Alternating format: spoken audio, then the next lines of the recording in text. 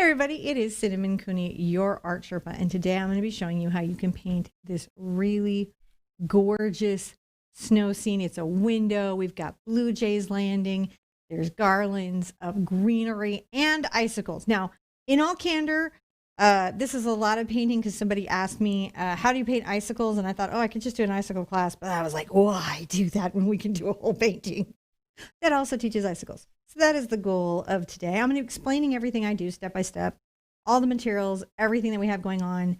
I'm going to be sharing with you. To help me do that on the mic is my husband, John. Hello. It will be the strange, disembodied voice throughout the entire show.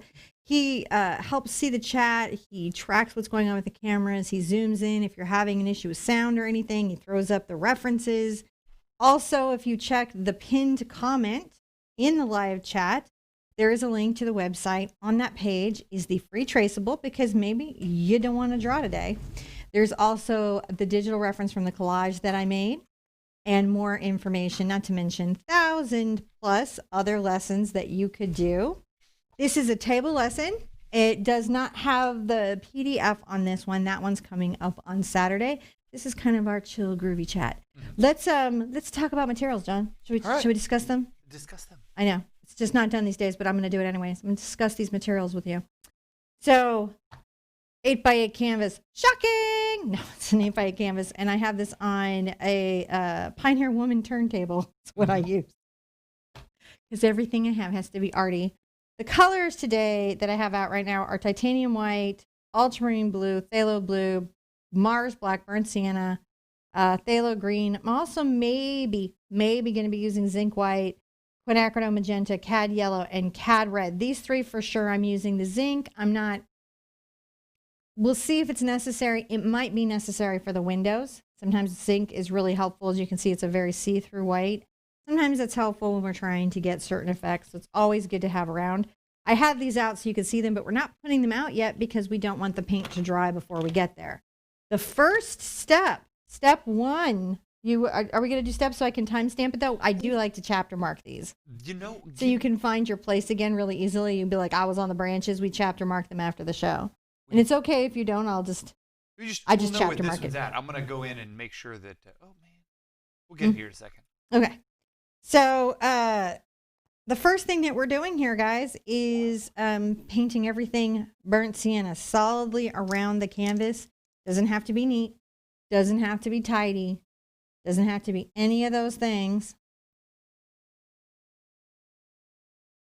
We're just creating that first layer. Now, you may find whether it's student paint, that means less expensive paint, or professional paint, generally that's a pricier paint. You will find that burnt sienna often is a transparent color, which means, it doesn't do that thick, opaque overlay. That's okay. That is normal in all grades of paint. Sometimes with student paints, you have a color that would be opaque, but the way that they save money in economy paints is in less pigment or quality of pigment. So you will sometimes see that there's a difference that I have to let you guys know about there. But in this particular case, all burnt siennas kind of transparent. So it doesn't have to be neat or tidy. It can have visible streaks. Because we're going to be doing this rough wood. You know what? What? You didn't move the hair dryer. Oh, I'll get over there in just a second. So I will let this air dry for a moment. I'll get that in a second. What was this? Oh, we got to do that super extension thing too for that. The super extension? Oh, it has to have the super extension? I mean, maybe today's a day where we watch paint literally air dry. I'm not even being sarcastic. He thinks I am, but I'm not. Maybe we just sit here and hang out and watch it air dry. I see Crystal from SP say hi from Trinidad. I can't wait to see the final product. Manila too? Oh my gosh, I love how global our art community is. I love that artists come together from all over the world and we just do our creative thing. I am excited too to see the finished product. I know it's actually going to be gorgeous. When I do these digital collages, which means I take different elements of an idea and in my sketching program, layer them all in together and make little changes. What I find is the painting is always better than the digital layout. The digital layout just gives me a sense of lighting. in space and composition. And it's a new and modern tool that artists can use to do design work. And I definitely encourage everyone to get like SketchUp or Procreate or a design tool for their phone or iPad, if you can do that, and use that to make changes. One of the nice things that you can do with it on your phone or your iPad, if you have one of those tools, is say you've ever had a painting where you were like, this is a little weird, this is a little off, and I don't know what it is. You can import it into your digital tool, and then you can, on a layer, sketch over it, make changes, change your mind, erase, go, and you can kind of work out what needs to happen on your painting without messing up your whole painting. It's really cool. Again, I use SketchUp. Most people recommend Procreate. I just learned SketchUp first, and it was like free, and I just learned it first. And this was step one, right? This is step one. Step one of Icicles. Step one of Icicles is to paint the canvas brown. That's a super doable thing. It's still drying. You have a... Yeah, it's on the other side of my water, so I have to be super careful about how I do this, guys. Give me just a second. All right, that will also work. Oh, and I push. There we go. And we're back to being a semi-professional YouTube show, like we kind of know what we're doing here. Hello, everybody. Sorry, just a little too much. So thank you, guys. It's nice to see you. We're back here, kind of getting things going. I kind of know what I'm supposed to be doing here most of the time. It's nice to see you guys. Don't forget, if this is your first time tuning in, to click the subscribe button so you can, and then if you click the little bell and click the all, you'll get notifications when we go live. And yeah. Okay, hold on a second. So this tool is called a T-square, and I like a T-square because it helps me draw a straight line, like literally. So I want a couple inches. Yeah, 2 inches from the bottom. I'm going to make a little mark here. Are we still on step one? No, this is step 2. This is step 2. Should we tell them? Step 2. Step 2. Sketching it in. So this just helps me chapter mark it. It lets you skip through without having to like guess where things were. And I love that feature. I'm going to just draw a line across. This is going to let me know where my greenery is going, where all that is happening. And then I'm going to decide, how wide do I want my window? So this is an 8-inch surface, and it'd be real easy to come in 2 inches from each side to delineate the window. So I'm going to do that. And the reason I'm doing that is it's easy math. Sometimes in art, I like to do easy math. I could also, if I wanted a bigger window and less wood, I could also do an inch in from each side, and I would have a bigger window. The answer is there's no right or wrong on that. There's just, hey, what window do you want?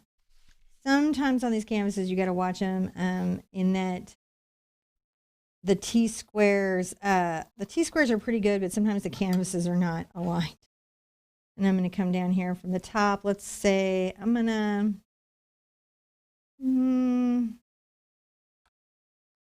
I think about an inch, maybe an inch and a half. We'll see where those lines are. An inch is nice because I just want some icicles that are dripping down over my window. So there I go. I have a squared out, and let me look at this and make sure it is, because sometimes from the bottom angles will look crazy. They will. They'll be like, that angle does not look great, and I will adjust it. It does, and I just adjust it where it's necessary. Okay, good news. We have some zones. Everything inside of this zone here is the glow of the window. Everything around this is going to be done in a wood texture. So to do this effectively, I'm going to do the wood texture on the outside and do the glow in the window, and then I will do the cross beams. It's just going to make this be an easier process for us. Now, to do wood texture, I like a scruffy brush. This is a number 8 Cambridge brush.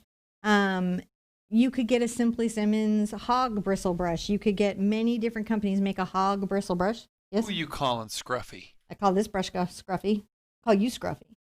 Actually, no, he just snowed the whole driveway. It's okay. He's wonderful. He's beautiful. I'm so grateful I didn't have to do it. Oh, Brenda English just came in. Hi, all. Happy to be snowed in so I can join you. I should be cleaning or wrapping, but this is more fun. Brenda, us too. We're snowed in as well. Like, it's our first. We're not snowed in. Well, that's true because you did the driveway. You opened the driveway, so we're not. I'm sorry, I didn't mean to like No, we're disparage his driveway skills. We're not. It's just we I'm have gonna snow. take my phthalo green and mix it into my ultramarine blue. This makes kind of a teal color, more of an aqua, because there's sort of an aqua wash over the wood. And I'm gonna get just a little of my titanium white into it. And I'm gonna dry brush. See how I don't have a lot of water on the brush?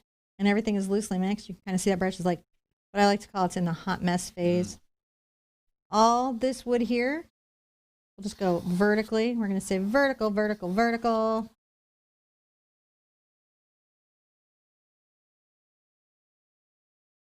And it's just very streaky. Rough, it's streaky. If you need a little more white there, you just pull it in. I could probably even get away with a bigger version of this brush, but I'll keep using this one because I picked it up. Now, what chalk pencils do you prefer to use?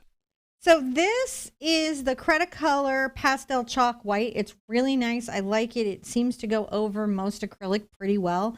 You may have noticed that sometimes acrylic doesn't want to be sketched on. And it fights back, and that's not helpful, is it? Nobody likes that.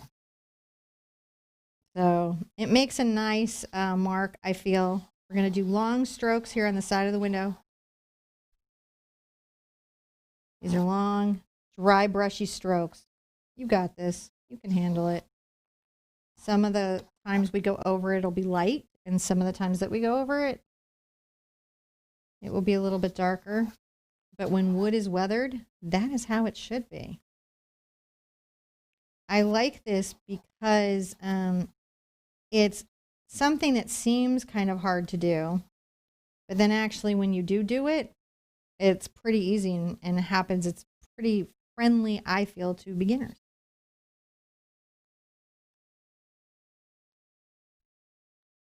This is that first layout, layer 1. So we have a pretty, we look at this really quick, right? You can see what we've done is we've mixed phthalo green and ultramarine blue with a little bit of white. We've used a scruffy brush that was very damp or dry. I'm going to wipe out my brush here. Remember to wipe your brush between rinse outs. Otherwise, it will be too wet and also drips can come down and surprise you. Now, before you get into your paint there, are we on step 3? No, we're still on step 2. We're still on step 2. Yeah. Just want to make sure you're getting, because you get excited in paint. I sometimes. do. We're still on step 2. All We're right, going just to want take to make sure. Thank you. This is still step 2. We're going to take a little bit of our burnt sienna and just drag it back through. Again, dry brush, right? Under the window where we have the flower boxes, don't be too hard on yourself about this area. It's going to be so covered with greenery. Mm-hmm. I only have this just in case a little spot of it shows through somewhere unexpected. I might as well just put it in. It's no skin off my nose. And it makes it so that in case something I don't predict happens or don't see in the moment happens, the painting underneath it seems consistent and finished. I'm going to continue just one more little bit with our phthalo green and ultramarine blue and a little bit of white. Come here.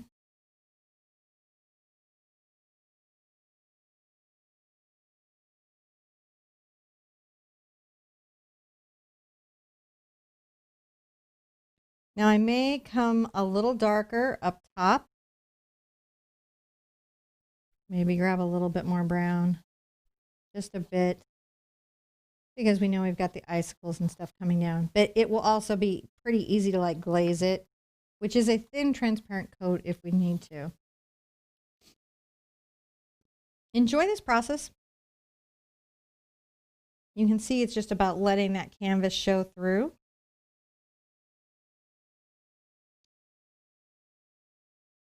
Aha! Now, sir, it is step 3. Aha. But we got to put out cad red and cad yellow.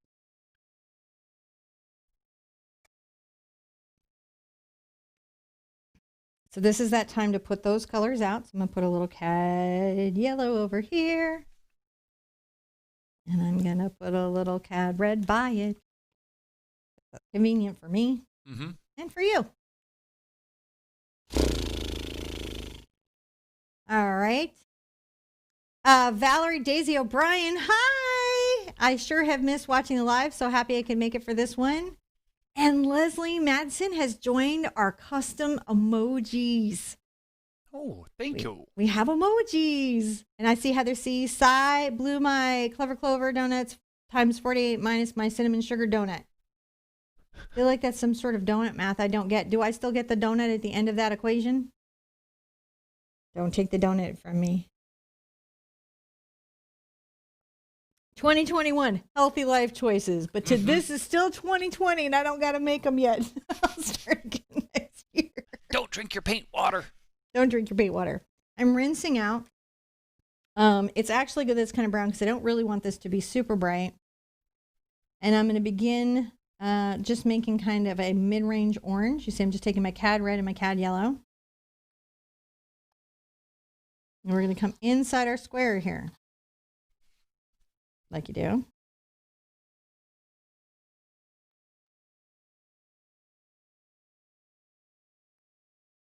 Be a little more yellow right here. We want it to be. As I come back into this corner, I'll add more red, right? Because it'll be darker. Eventually, like completely dark, but we're just building this up. This kind of lighting, I'm going to move my canvas just so it's easier to do, is a lot of fun to do. It works in any window. You can do this in a variety of paintings. You don't have to just use this technique here. You know, these techniques travel, right?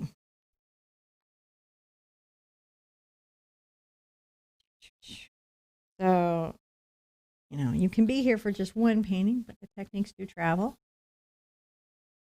Pulling this down, blending this. So that's pretty good. Now, interestingly enough, I'm going to take my black to my red. If you guys are familiar with these color mixes or have watched my How to Make Brown video,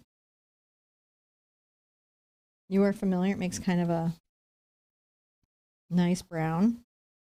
And we're just making sure that the further we are away from the candle, the darker or dimmer the room is. We're creating light effect. We're painting very complex lighting in a really simple way because we can. I'm just brushing this down. I haven't changed brushes. I'm still here. And you'll notice I'm just like letting it be a little painterly. That's okay.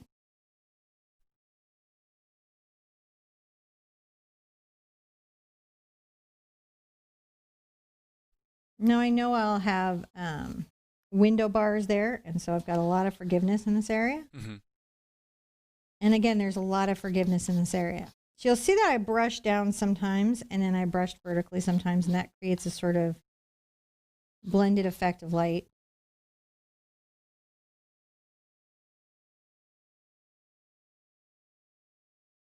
You can come back with a little bit of the red.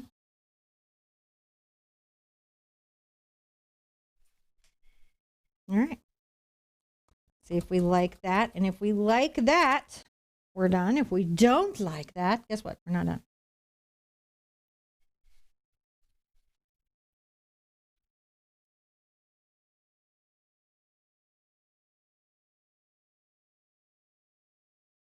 I'm just being fussy, guys. I'm moving things while everything is still wet.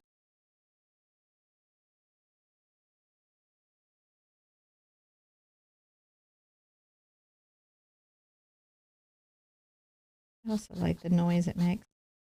Very calming. We all need a little calming moment now, don't we? Yeah. A little calming energy here and there. That's a nice glowy window. That's really all that there is to that. And once you know that kind of like formulation, it stops being so mysterious, you know? And you'll be like, oh, I can paint a candle on a window. I got it. So when you have that friend come by and like, I have this painting idea in my head, tell them to learn how to paint. But if you don't want to and you want to do it for them, you should bring them to the channel here so they can take their idea. But if you had an idea in your head or somebody had an idea in their head and they were like, and there's a glowing window, now you know how to do a glowing window. I have to dry this again. Good evening from South Africa. Elsa says that 2017. Is that a time? Do they do the 24-hour clock? Or is that the show up time? Because that's how long we've been painting. I don't know. No, that's 10:17 at night. 10:17 at night. Lily Cleveland says, "Can we see the reference? You want to show them the reference while I'm drawing the painting before we Yeah, I do can step do that. 3?" Yeah, hold on a second. Okay, I can pull the reference up for you guys. Here it is. Let me see if I can do it. Ta-da! There it goes. There we go. Got everything up there for you. Here's the little reference photo.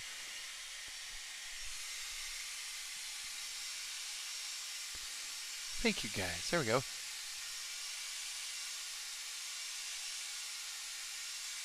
So, Sabrina, I'll ask Cinnamon to go over that here in just a second when she comes back on. So we got a question for you. Okay. If you go over a spot too many times, and as a result, it ends up with much higher and thicker paint in an area than the rest, is there any way, like because you painted one area a bunch of times, is there any trick to fix that? Well, if it's super thick, right? If it's super thick, you put a dust mask or something to protect your lungs. Thank you, Patty. She really loves your PSAs. I love that you love his PSAs. I really can't stress you how much you need to put on a mask. And you have one now, right? Because we all have one. So now I don't have to convince people to go buy masks because you have them. So this is what you're using your mask for after all this is over. You put your mask on and you can sand it. If you have real cadmium pigments, that's when you want to be careful. There's a couple acrylic pigments that you don't want to heat and you don't want to breathe under any circumstances. So having a mask to keep those particles out and doing it outside where there's good ventilation. Because this isn't like the cadmium in your battery. It's coated. It's a pigment. They do it so that they do it this way so that the people making the paint don't get sick. That said, still always be safe when working with any of the pigments that have any of the warning labels on them. Even the Prop 65 warnings, which are sometimes just a hot mess and don't mean anything till you set your painting on fire or somehow do 100 gallons of whatever it was. Sometimes the ingredient is known to be dangerous in such an amount that you would never run into it, or it's known to be dangerous in such a specific event you as an artist wouldn't run into that. That being said, safety doesn't hurt. It's good for everybody. Yeah, there's snow falling all over the Northeast up here in the States. Is there now? A lot of folks were making comments on it. Folks all the way up into Maine have snow. So my window is about 5.5 inches open. And so if I was to divide that in half, I would say that would be about the 2.5 inch mark.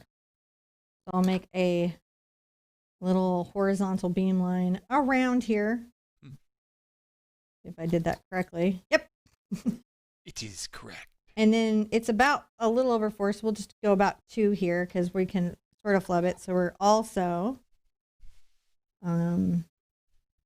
lining this up here. For some reason, my T-square does not want to line up on this particular canvas on this particular day. I have no idea what's being like this to me. So we have these kind of cross beam guides. Now, the other thing that we have is we have these dark edges on the windows that we want to get. So I'm going to come out a little bit past, guys, my edge here. I'd say about 1/4 of an inch, call it a 1/4 inch seam, right? I'm going to take a little of my black. We still on step 3 or are we now on step 4? 4. This is step 4? See, I did that thing. What thing? Where I don't tell you we're on a new step. Can I do it? Yeah, do step 4. Step 4. Yay, okay. So what you're doing here, step 4 is about putting the lattices in. I'm going to come in and add a little bit of blue black here. Right.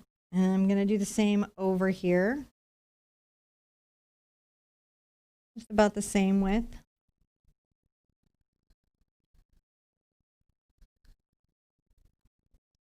I can also kind of come down here and come across about, again, generally the same width.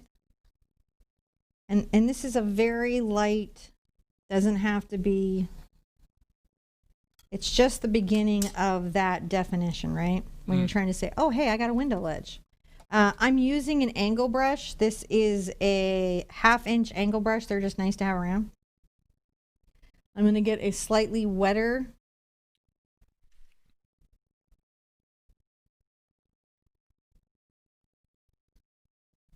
bit of our ultramarine and use it as a glaze to kind of create some shading. Isn't that nice? That is cool. We could also do black, but I like the blue because there's so much like pops of blue in this painting. So this is just going to help these edges kind of have contrast and feel like we thought about something. We don't want any white in it, though. We're not trying to make an opaque thing. We're just trying to create a value change.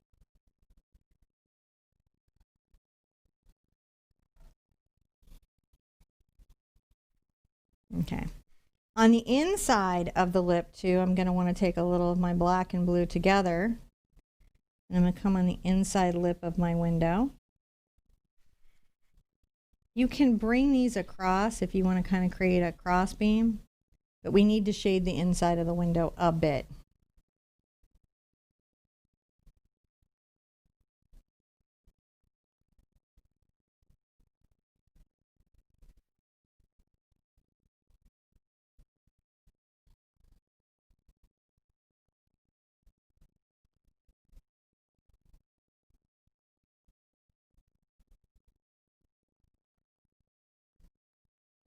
While you're here, you can kind of come in and get a little of your wood effect again.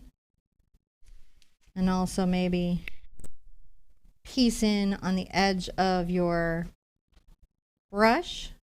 Just some highlighting. Make this have a slightly lighter value.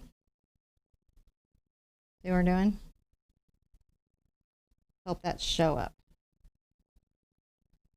All dry brush though, very rough, because we're saying this is sort of wood. Now we need to dry that because we're going to use tape or a T-square ruler to help us keep our line straight for the next part. So it's going to need to be dry. All right. Oh, Lynn says they got snow at the east end of Quebec. And Angela Rollins says trembling hands make straight lines hard. Okay, I'm going to show you a trick.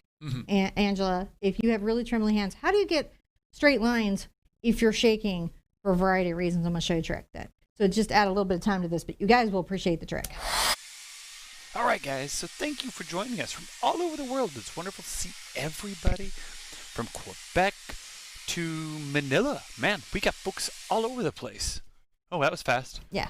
All right, just. So say I have unsteady hands. Say you do. Say I do. I kind of do a little bit, but say they're really, really unsteady. You do okay. I'm going to take painter's tape and I'm going to use my line here as a guide because it's straight, and you would definitely want to have tools like a T-square and artist tape in your art kit for this to work. So it's something you definitely want. And you want to make, I come a little bit to the left side of my line and I'm going to come a little bit to the right side with my tape. Burnish that down with your fingers, and we're going to reuse this tape. You can use tape on a painting several times throughout the process, so it doesn't have to always be fresh tape. I say that because sometimes people don't know. All right, that's pretty good. Burnish that down then, and we're going to take a little bit of our burnt sienna, and I'm going to actually add some black just to make sure it's got some contrast. In between the tape lines, I'm going to paint that dark brown. And then, John, don't be stressed. I'm going to dry it real fast. Okay. Super fast dry. Just get in there. Get it dry. Get it done. See, she says she's going to be super fast. With a scruffy brush. And she is fast. Scruffy brush, I'm going to come back and do the dry brush technique we did on the wood everywhere. I'll take my green and my ultramarine and add a little white to it.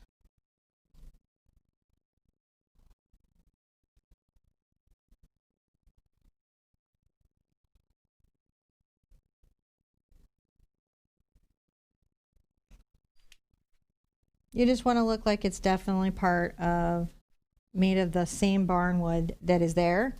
And guess what? What's that? Dry it again. Just a real quick dry, just to make sure that you get the layers matchy.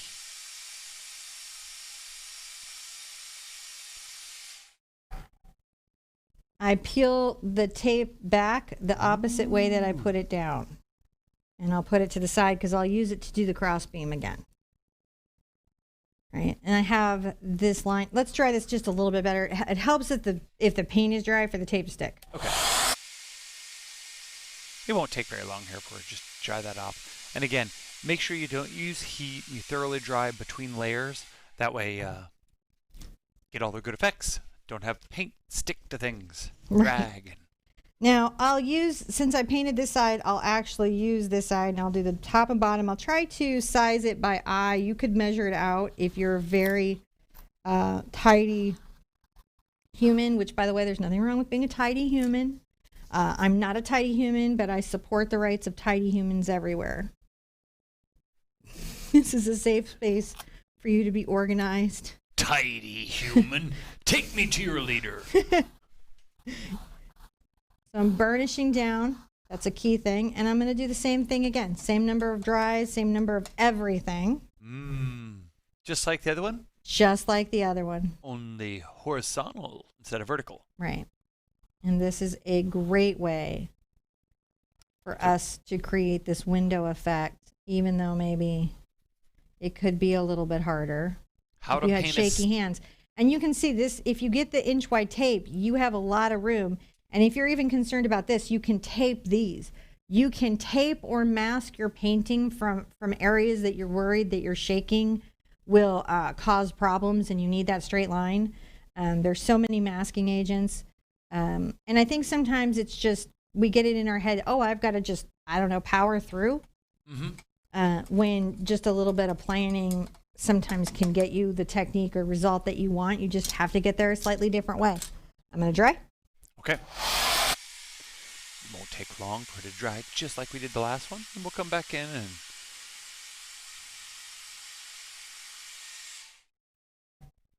All right. I bet this is like kind of surprised some people. They were like, oh, yeah. Other ways to have straight lines. And there are. Oh, what's that bridge thing? Oh, a maul stick or a bridge. So if you work flat, what you want is an artist drafting bridge that is literally a bridge that goes over your work and your hand rests on it so you don't touch the surface. If you're working in an easel, you want a tool called a maul stick, M-A-H-L. I think there might be a U in there. I don't go to spelling bees. But that's what it is. And they have them at most, I don't know if I've seen one at Michael's, to be honest, guys, but I have seen them at most art stores. They're pretty typical tool that you might find. All right. Let's hope that went well. Oh, look at that. Wow. I got a little, but I can come back now with some ease, or I could have put my tape back down. So that's how I would get that. Amy's like, did I miss this? Nah, you're good. I may use my tape again. Tape again? Mm-hmm. You're going to retape? I might tape even more specifically so that I can do certain things. But I don't. So, like, I want to do snow here, but I want my windows to be crisp. So when I do that, if I use my tape, so I put my tape to the side. Now, we'll call this, we're going to do step 5. Step 5. Let's see here. Step 5. Was it 5? Because that was 4, 5. right? I don't know. Are you keeping track of steps? I'm not. Look, step 5. Okay.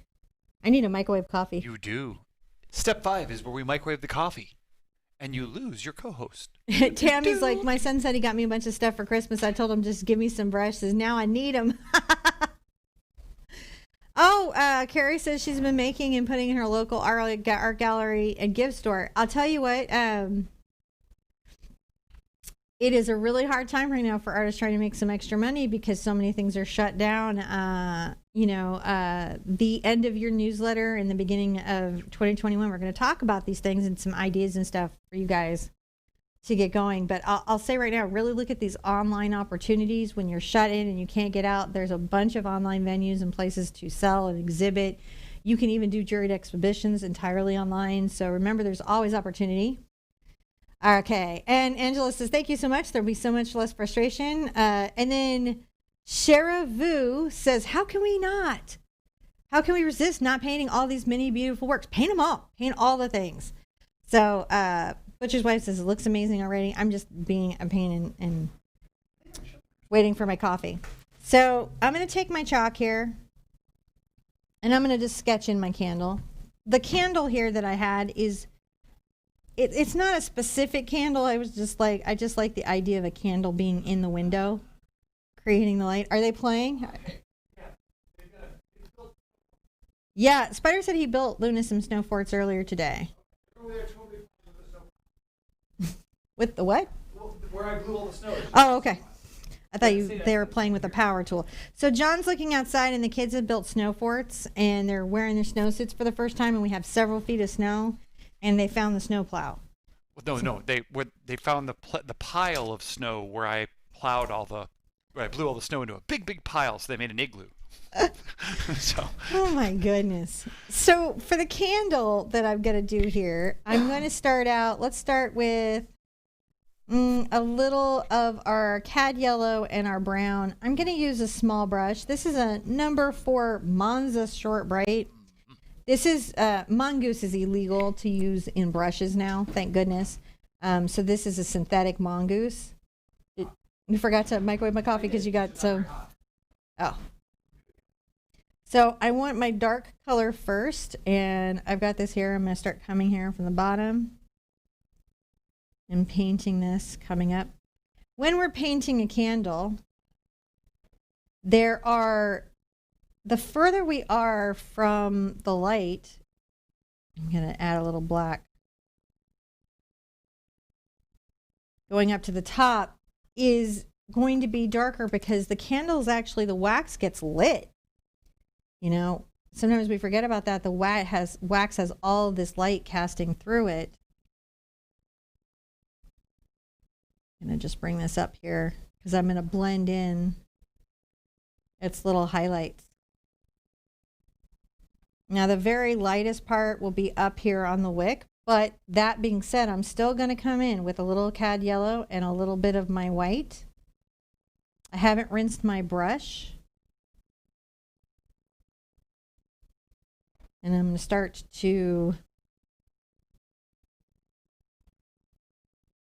create those values, those highlights. Bring it down, bring it down, bring it down, bring it down.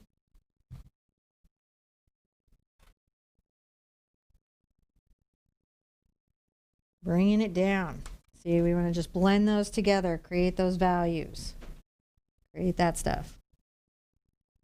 I might even pull in a little bit more yellow right here because we're saying, hey, it's got some light. Come along that little edge. Now on the surface of it, we do want a yellow and white that's quite light because that's where the light is reflecting to the candle, you know, like directly. So let's come along here.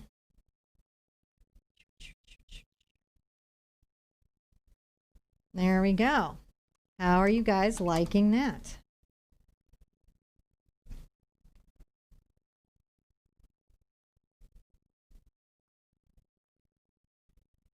So we have that first part of our candle in the window. Now, if you want a reflection around it and, you know, and have that feel a little better than even a dark space, I want to come in now. Hold on a second here. Now, this is still step 5, yeah? Yeah. The candle is step 5. I'm going to come in and just see that a little better. Paint a little bit of a halo. Little white, little yellow, a little bit of a halo. Just a bit. Maybe a little bit more yellow out here. So if you missed any part of this, one of the great things is we leave the DVR function enabled, so you can just rewind and see all of it. You can come through live and rewatch later, or you can go back to the beginning. I'm going to add a little black wick. I like on my wicks, I do a weird thing where I go a little bit of red. I'm going to go pure cad red. And then I'm going to get a little yellow. Generally, I find as long as you're nice to the dog of the wick, you're fine. Yeah, dude, stop. Like, don't mess with that guy's dog. Or dogs in general. In the wick universe, dogs are off limits. Mm-hmm. So you know, we've got a nice shading. We have some definitive value that shows that it's a candle. And now all we've got to do is put in our flame. I'm going to get a small detail number 1 round. I'm going to grab some white paint and I'll thin it with my water to improve the flow so it'll come, you know, exit my nice detail brush nicer. And let's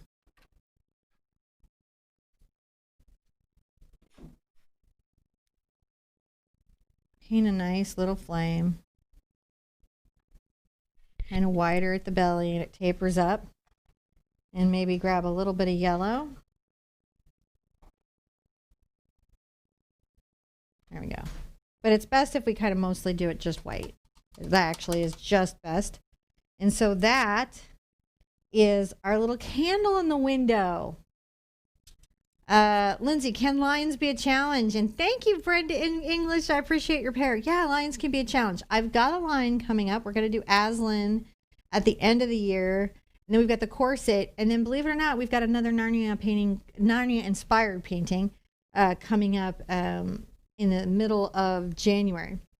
But and I'm going to do Aslan again later in the year's Parting Water, because I did a digital design. I thought it was cool. But yeah, they can be challenging. You really got to pay attention to the where their features are placed, the length of their nose, the placement of their eyes. All those things are really important when you're trying to paint a line. Plus the texture of the fur and the feeling of the animal. Yeah. Oh, and Herbert, this is not a continuation of the other Bluejays. Those will be a separate video.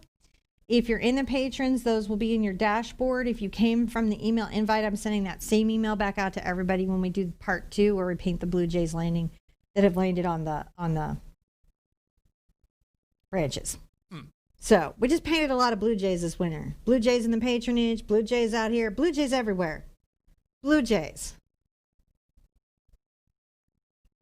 We still have that big Santa painting to do. So that's going to be great. What we're going to do next is 6, and I'm going to dry. All right. So while we're doing that, I'll get her little step 6 all ready for her so she can come in here, and then we'll just go step 6. There you go. We're ready for you. All right. So I'm going to come in just a little bit on my window and try to tape over as best I can this part that I painted on my window. I only need to tape, should only really be the top 2, but I'll tell you if I have to tape the top 3. Like if I have to tape like all sides, but I think it should be this. And we're going to be working this corner.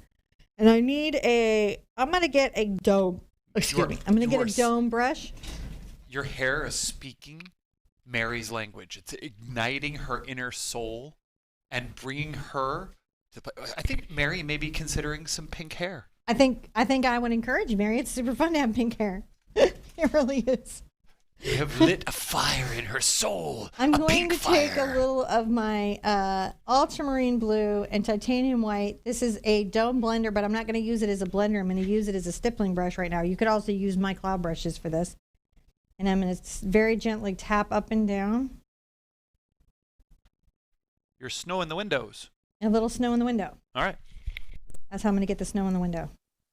And how I'm going to have a nice edge there where the snow is heavy, where it's gathered, is because I've got the tape.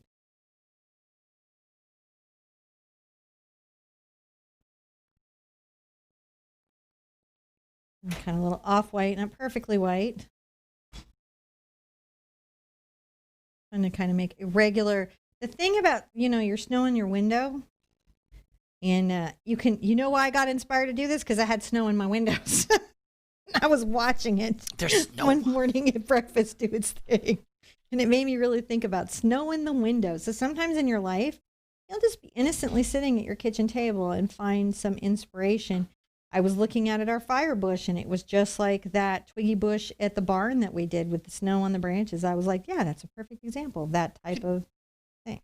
You know what I have to say? The Commonwealth here in Pennsylvania is very picturesque.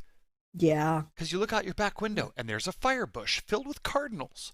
There's this rolling hill with snow covering it, dappled with little rabbit footprints. Like they leave. So that's how we get a little snow in the corner of the window. But to do the next little snow in the corner of the window, I have to dry everything. Oh, wait, no, I don't. Because if I go here, if I go up one more, I don't have to dry anything. You could stipple around. I could stipple around. Stipple around the window. Stippling around my windows. That could be a whole Song. bad knockoff song. So, yes, painter's tape can be pricey, but you can use a piece of painter's tape for a minute. I guess they know we're kind of cheap or whatever, and they're like, oh, they're not going to want to replace this that often. My mom taught me to use painter's tape repeatedly. Not waste studio money. So I'm going to press this down here again. So we're doing what's called masking, right? We're masking. I had ice on my car this morning and proceeded to, I missed that. It scrolled up, but I saw part of it. All right. Brenda's like, I didn't know you were here with us in PA. Welcome. Well, thank you. We very much like PA. We do. We do. Adding a little more of that ultramarine blue in there. And loading up the brush. You could just use any scruffy brush that you have. I just like the Dome Blender for this because you can see it. It does a nice job of making irregular shapes. And again, you could use my cloud brush. You could use probably a stencil as well. Like here's a stencil. You could probably get away with doing a stencil with this technique as well. So there's a couple brushes that will do this pretty well. I like this brush for the things that it does do.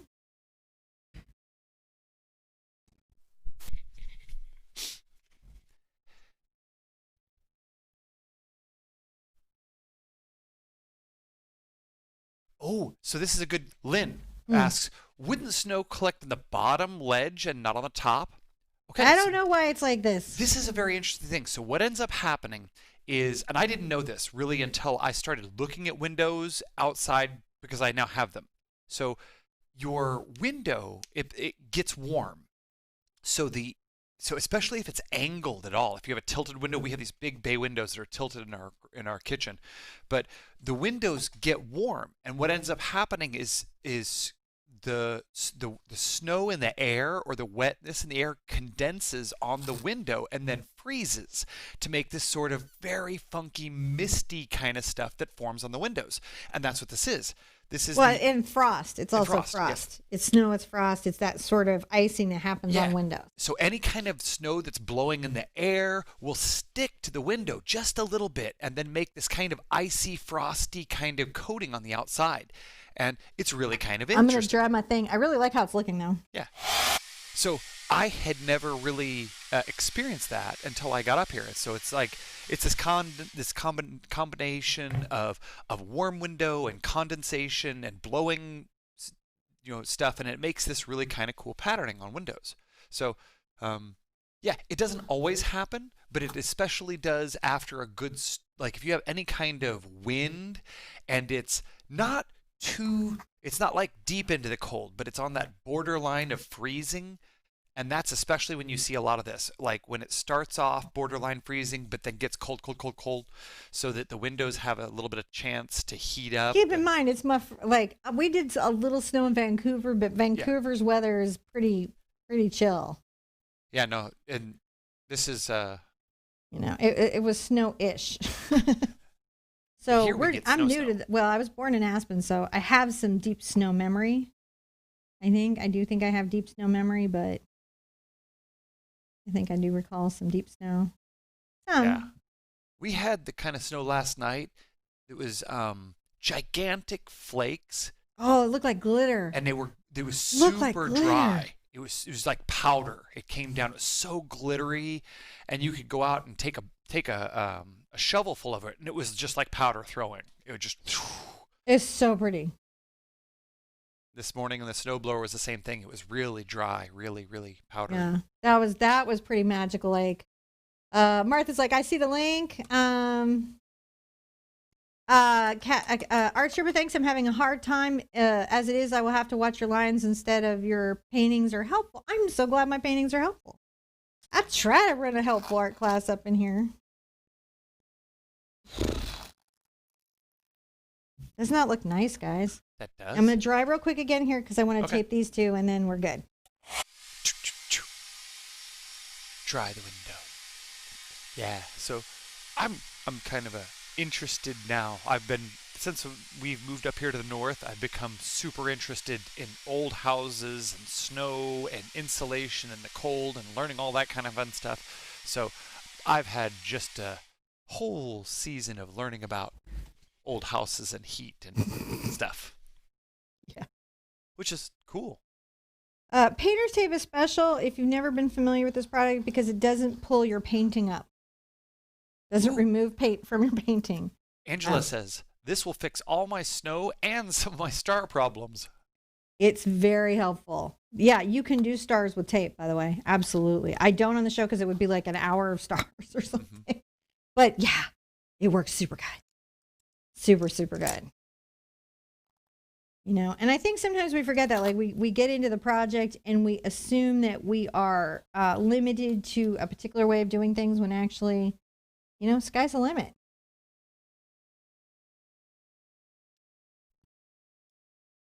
I'm worried that this is going to be enough right here. I think it's going to be good. And you know what? The heat from that candle will likely cause there to be not any of it right there in front of it. So it's just going to form a little kind of halo around that. Yeah, I thought so. That I did kind of imagine. It wasn't referencing from anything. Like, what would it do? Because I didn't have a candle in the window, but I did have basil in the window, and it totally wilted it. It will freeze the basil in the window. It wilted my basil. I was like, well, that's just sad now.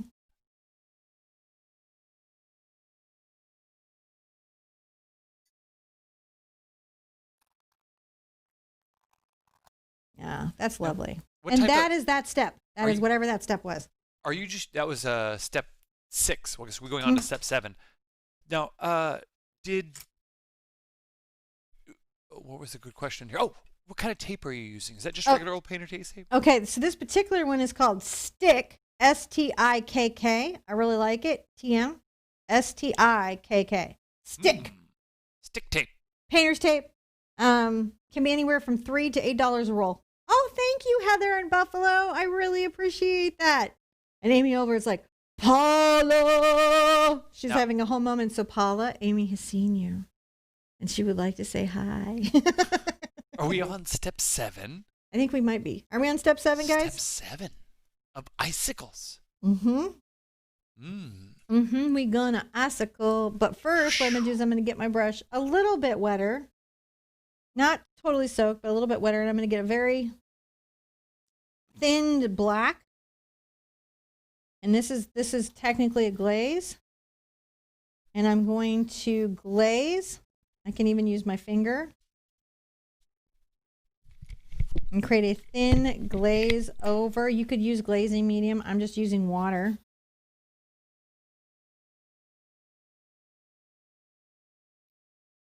I'm just deepening what I've painted.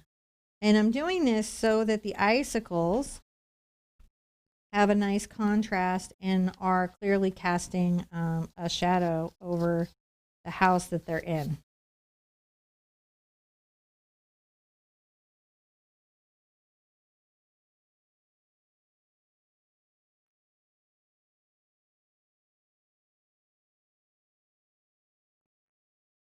You're warming up by the fire? Oh, I was like, you're that cold doing the filming? So I just use my finger to soften it, and it's okay to do that. Kids are using it. It used to be we were super concerned about underbinding when you use too much water with acrylic paint. But Golden Artist Colors figured out that if you just let it dry for like 2-3 weeks, apparently not that bad. So there's been some new thinking in that, and that's great because this allows me to do some more, textural, touchy the canvas techniques, which is always nice. And there we go. Just deepen that value up top. That's so that the icicles can really show. Icicles we're going to do with a number 4 round. When I find my number 4 round, there it is. And we're going to start out. I'm going to take a little bit of my ultramarine and my phthalo blue together. Maybe even a little black, deep color. And we're going to start to paint down, hanging down little icicles. We won't really see them well until we put our highlights on there, but we've got to paint in this part first. The trick with icicles is you have to remember some are short and some are long. They're very random, like nature. The first thing that you want to do when painting icicles is make sure that you're not painting a row of neat-sicles. Do not be neat-sicle. Don't you paint those neat-sicles. Paint hot messicles. So just dark layer first.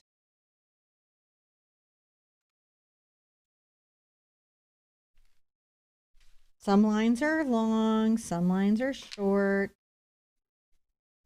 They mostly hang down straight, but they don't even have to be perfectly straight. You can add these to any house that you're painting that's in a winter scene, even if they're not like this in that winter scene. Because the house I always want icicles on never has icicles. Like, because their owner doesn't leave icicles on their house. Like, I'll be like, that's the most gorgeous little red house, fishing cabin in snow. And you know what they're responsible? Icelandic owners do? What's that? Take the icicles off the roof. No care that I am trying to paint a painting and need a better reference. So, I had a very interesting question from Lunabella. How do icicles form? I'm going to let you answer that while I paint them. Well, it happens when water that's not yet frozen, generally it hits the roof, and it's the roof of a house is a little warmer because they heat the inside of the house. So as that water runs off the roof, it starts to freeze as it drips down, and so as it comes down, the drip starts to form and it freezes, and then another drip comes down on the end and it freezes, and another one drip comes down to the end and it freezes. Then we make this long stick of frozen water called an icicle. Is that kind of cool? Do you have a Google Meet? Do we have a Google Meet? Do you have a Google Meet? Do you have any homework? She's shaking her head no. She's like, I'm just going to sit here and watch you paint. Do you have homework?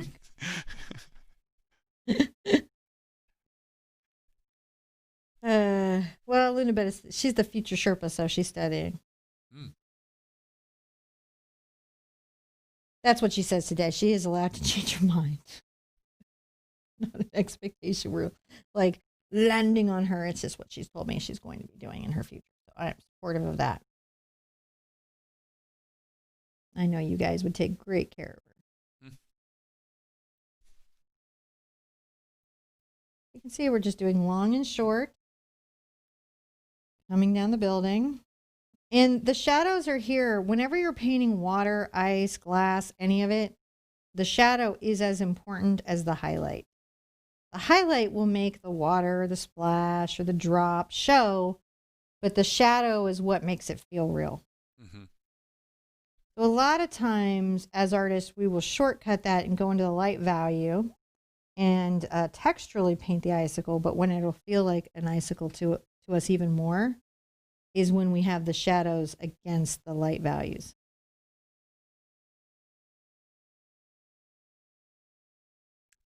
Stephanie says our house don't get as warm as they used to because of the insulation. Yep, that's why we don't get those quite as often anymore. Yeah. Good insulation prevents those things from forming. That's so unfair, right? Your garage, though, if you have an external garage and you park your car in it, you may still see them form over there on that. Need to put out some fresh white. All the hair drying has been what's called skinning my white. Skinning my white. Oh, I just dropped my towel. You did? Did you reach under my feet? I can't. Oh. Okay. Come here and put this on. Thank you. I have a slopey lap problem. It's a slopey lap. Now, just very carefully, I'm going to come down and do another value. This won't be my pure white, but this will certainly be lighter than the background.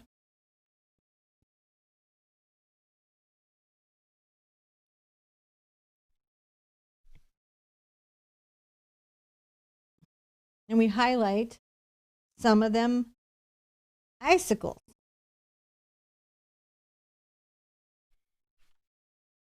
And it's like water, guys. It has lots of personality to it.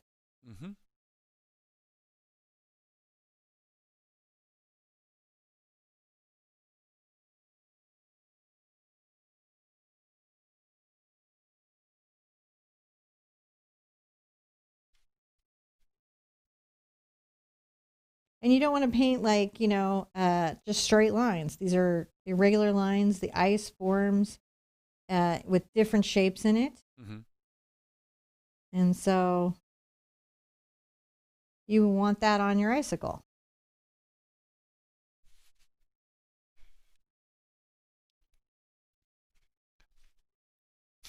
So I feel obligated to say, if you live in an older home and you get icicles, you may want to look into spray foam insulation.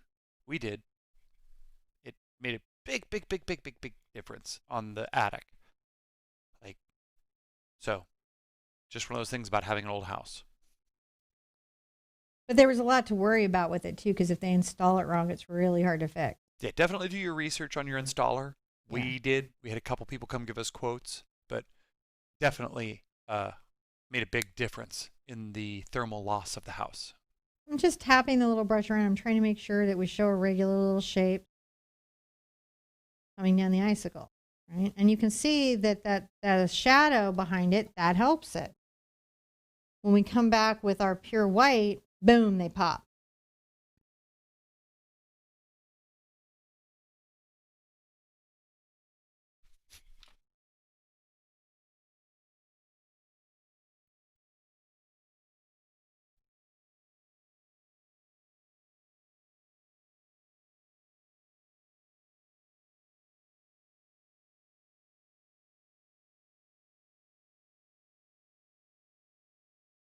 It's okay on this particular one to not have a steady hand because the way the water runs always changes. Think of Malcolm in Jurassic Park with the water drop before the dinosaurs attack. Very good explanation of what happens with icicles. I don't know if it's really a great explanation of chaos theory, but it was a spot-on explanation of why icicles are crazy shapes. Because wind. Well, and gravity. And gravity, and then the surface is irregular, and there's so many things happening. It's wind and gravity. That's why the irregularities form there. Just because as it starts to freeze, the wind is blowing, and it forms irregularly, thus causing the next drop to come and drip down. And between gravity and wind, you get the weird shape. So when you're painting it, you want to make sure that you're painting that weird shape, right? Look at those icicles form. They're just forming.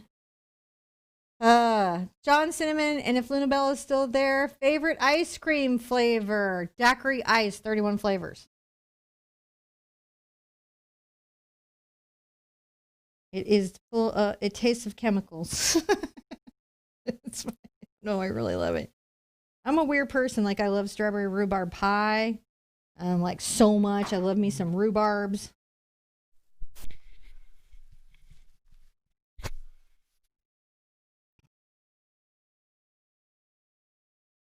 I live with some pecan people, though, so there's really nothing to do for it.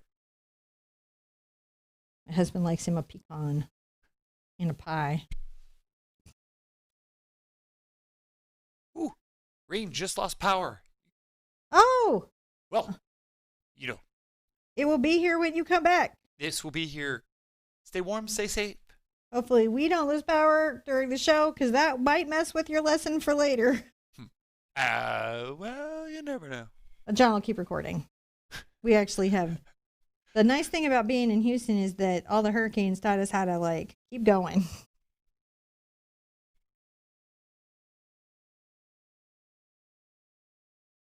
You can kind of see that we're giving it these irregular looks.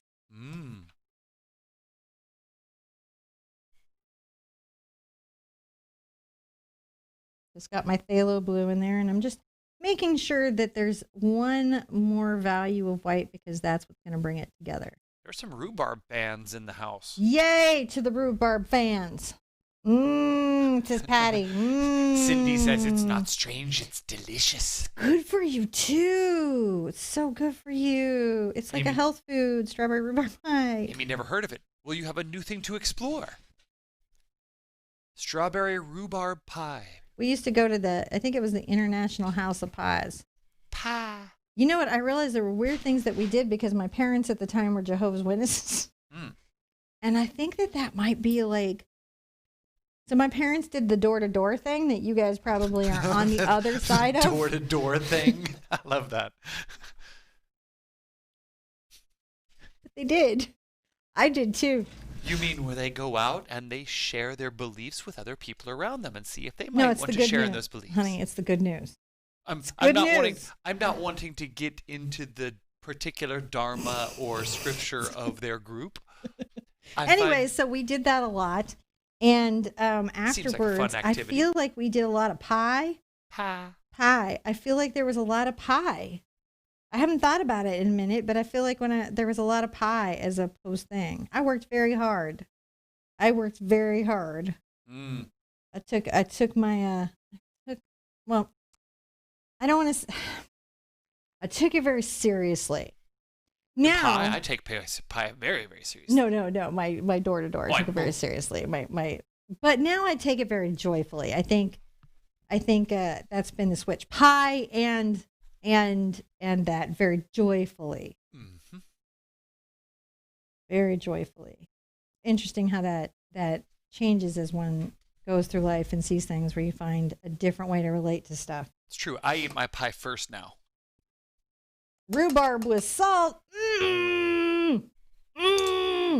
Now, to make things easy on myself, for the next part, I'm going to put out this fluid paint. Okay. Because it'll make it easy on me.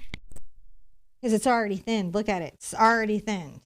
And now I'm going to come back through everything that I just did, but with a detail-y brush. I'm still on the same step. I think it's 7, but I'm still on that. Whatever the last step is the step that I'm still on. I think it was step 7. I've got a little... Icicles are this step. 7, yeah. So Next I'm one going will to come be and 8. get this fluid paint.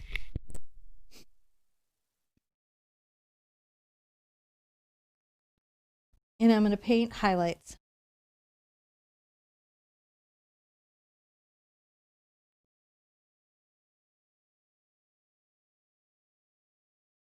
And really wander these around. You know, trying to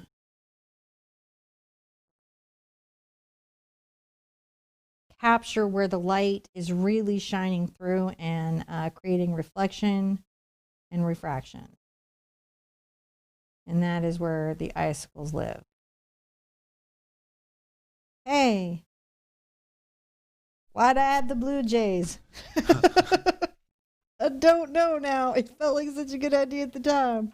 They were coming and checking out what's going on inside the house. I just like Bluejays. They're curious. I like Cardinals and Bluejays.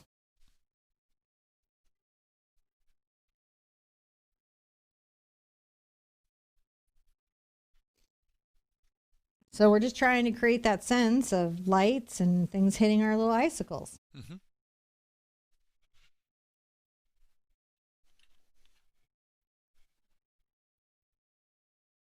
But it's a little more than just white lines coming down, isn't it? Where I have the blue, I within that try to find little bits of highlight. And I imagine that it's bumpy. I have my references here too that kind of help me. Mm-hmm. But mostly I'm just trying to look at my blue and go, where would there be that extra? You know, whoever decided to put strawberries with rhubarbs Was smart. Smart person, smart, wonderful person who deserves love every minute of their life. And to be respected and honored. They deserve a statue.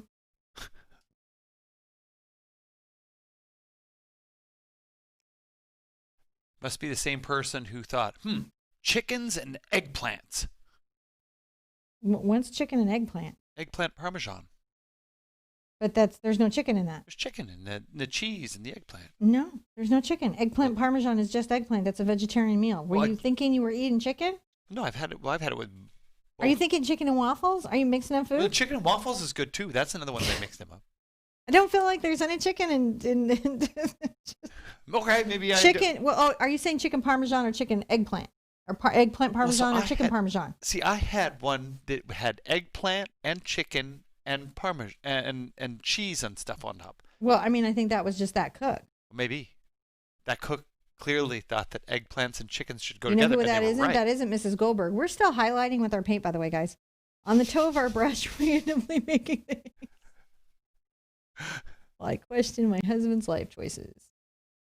What? Clearly, I just went to a restaurant that had an experimental Italian First chef. of all, why were you at a restaurant without me? I don't even think it was understand how that here. happened. I think it was when I came up here and visited this place. There's a not the remember that restaurant I went to that had the Italian restaurant underneath it? It was the little 4-room inn that I stayed at here. Oh, And they have the Italian restaurant with the people. Yeah. But that place is where I had it. That's why it made me think. Was it good? Yeah, it was pretty good. All right. Well, then there you go. It was good as long as it was good. We're still working along. So I'm in the lighter blue. I'm still trying to retain that darker shadow, you know, and it's through this contrast that I think we're really getting the icicle effect. Talking about chicken Subway sandwich was half soy. Did not tell people. Okay. Well, first of all, bless Subway. They also put yoga mats in the bread. So well, there's a lot of things. Oh, and then there's Jared's. There were many, many things that Subway. I love me some Subway sandwiches. I'm just saying there were a lot of things that went wrong for Subway in short order. They I guess it was that they didn't have bread. They had a pastry. Nope, that was Starbucks because Starbucks saw what happened to Subway and they prepared. They said, no, we have pastries. We don't have bread. And they preemptively removed that particular agent, that fluffing agent, from all their food because they saw that people were not having it. And that lady who like shut down Kraft mac and cheese, she like came for them. See, I heard that again. They got kind of dinged because their bread had too much sugar in it and was classified as a pastry. Well, I'm sure that's also true.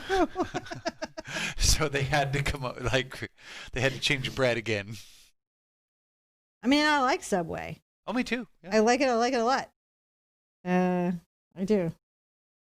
It's not like, you know, being in Philadelphia and having like, say, a real sub, but it is still like you're on the road and you're like, where am I going to stop now? And I'm like, Subway. Okay, but here's what it is. I'm gonna own something. I'm gonna admit something to all of you while we are still adding white fluid highlights to our icicles with our little brush, making sure we break the line and change it up and are random. I'm gonna admit something to you. I like the seafood salad sandwich. I do with tomatoes and onions and olives and bell peppers and salt and pepper and oil and vinegar. Oh my gosh, I love it so much. Don't tell me what's in it. I know it's not fish. I know that. I something. It's fish-like. Feels like whatever they make the crab. Chicken California of the roll. sea. California. No, it's not tuna.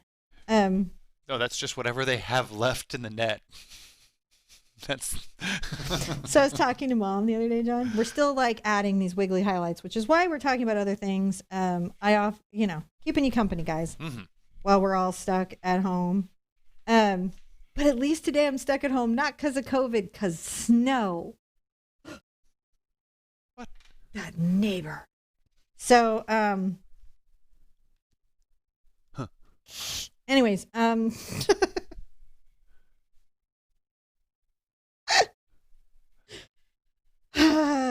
so yeah, well, we're all stuck at home talking to you guys about stuff. You know how like California rolls are made with that, like not crab. It's not crab. Sometimes you just gotta do that. You gotta wonder about, you know, and sometimes you just like what you like. I also weirdly like truck stop food. I'm still making these dots. Okay, shameful truck stop. I'm going to tell you my most shameful truck stop food that I love to eat. If you will tell me yours, my most shameful truck stop food that I love to eat are the short pickled meat product sausages. They're spicy. My mouth is literally watering. And I only eat it when I travel, which is probably a huge mistake. But it's my travel treat. So I want to know what your truck stop travel treat is. And then also let's all send some love and hearts and emojis to anyone working on the interstate or in gas stations or in these essential services who are also putting their life at risk for all of us, and that we really appreciate their time. What's your favorite truck stop food? Oh, what did my mom talk about yesterday? Okay, so my daughter's a bit of an activist, right? My eldest daughter is a bit of an activist. You got to be, it's not even political correctness. You just got to be right. You got to be aware of it all. Aware of everything all the time, even before the Google alert comes out. And she's 16, so that's what she's about. So I was really kind of like complaining to my mom. And thank you for reminding me about that. And my wandering when I'm painting and my brain just shuts down. And so I'm talking to mom about it. I'm like, did I do anything like that? And she like laughs and she's like, you forbade us to have tuna in the house for years. She's like, you heard they killed dolphins? You're not another can of tuna was allowed in the house. You were just done and we were also forced to be finished. So she was like, this is fair. What is happening to you is super fair. It is just. Oh my goodness.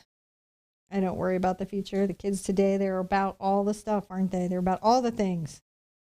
They're aware of all the things. They've got Google alerts for all the things. And they tell each other like some kind of crazy TikTok Twilight bark. Where then they know all the things. So, and they expect each other to know all the things. Just. It makes me glad that I grew up when I did. And I could go through the whole days not knowing anything. Right? You could have a whole day. We're almost done with step 7, guys. Almost done. We just painted the most awesome icicles on the planet. Now you guys, whole painting was so I could teach you icicles, and now you guys know how to paint icicles. Like, you know it. You know it with your whole soul. There you go. Look at that. Icicles. Wow. And these really, really work. So that is how I do icicles. Those icicles are so icy. The icicles are so icy. I think I'm going to get a little fan brush. Wait. Okay. You got to stay 8. Step 8. I also have let my coffee get cold. I will take care of the coffee. I need new coffee. You take care of the steps. I will take care of the coffee. Oh, something's poisonous, so you should read the chat for that. And then Ken A says, but don't get on a scale. You'll feel like never get on a scale. I grew up in California. Telling you what, scales are not your friend. Scales are not okay. They don't have good information. Huh? That was a great step 7, says Carrie. Thank you so much. I'm going to go back through and read what all your truck stop foods are. Valerie says, I have to get going. Time to get to work for the day. Catch y'all later. I hope you enjoy the rest of this, Valerie, and have a good day at work. And then Life with Casey says, anyone else sitting at work watching and not getting any work done? Or is it just me? Hopefully, as long as it's just you and not your boss also, because we've had that happen before. All right. So did he step 8? Did you step 8 me? Step 8 me? Did step 8 get put up? Well, I'll talk about this real quick just in case and you guys can tell me. So this is number 2, Silverstone fan. What this is you want a small hog fan. This is just pure hog. I also have Cambridges, which are a mix of a synthetic filament and a hog. And then you could also, if you're having really trouble finding a stiff fan, you could get a number 4 Art Sherpa. I'm going to use the fan because I think it's going to do a nice job on the greenery here to start with, to kind of get the greenery in before we add the little birdies. Oh, leaves from rhubarb is poisonous. I did not know that. So I'm glad I didn't juice it.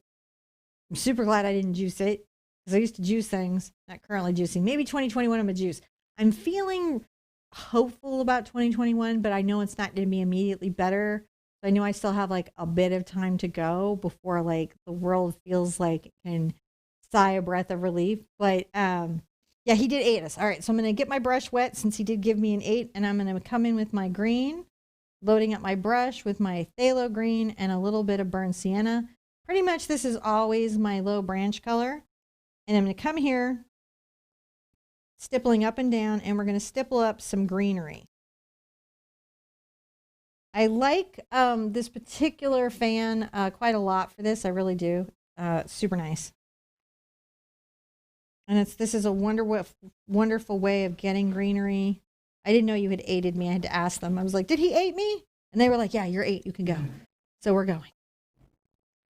So we're going to continue to sort of stipple this. And you see what I mean? Yeah, I didn't want to put a lot of effort down here because, you know, we're going to be painting over it with lots and lots of greenery. But just in case something showed through, we didn't want to make it seem like it hadn't been painted. I'm going to take this around my edge a little bit. As soon as I get the burnt sienna and phthalo green layer in, I can start to highlight with a little bit of my cad yellow. So I'm going to come in, and it's not going to be a much lighter color. But this is when I start to define the tops of specific little bits of greenery.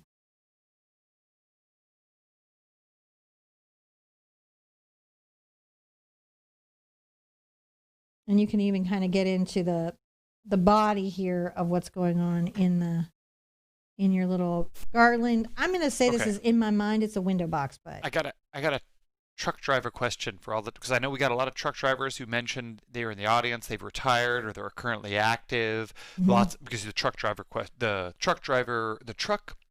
stop food question came up. So lots of stuff, lots of answers came up that were really good. You know, things you would think very traditional Americana food like chicken fried steak, things like that. But what got me thinking. Let's add some white to that. More yellow and a little white. It got you thinking what? Up there in the north, can you get poutine Yes, at truck stops? Were you not paying attention when we went to Othello? Yeah, you could. There was poutine everywhere. But yeah, but like I imagine that poutine at a truck stop is like a thing. Like, because they're gonna have to have it. It may going not all be the a time. safe thing, but it's a thing. But like that's I imagine. So we're adding this highlight to the top. We're stippling up and down while we're discussing like dangerous eating habits.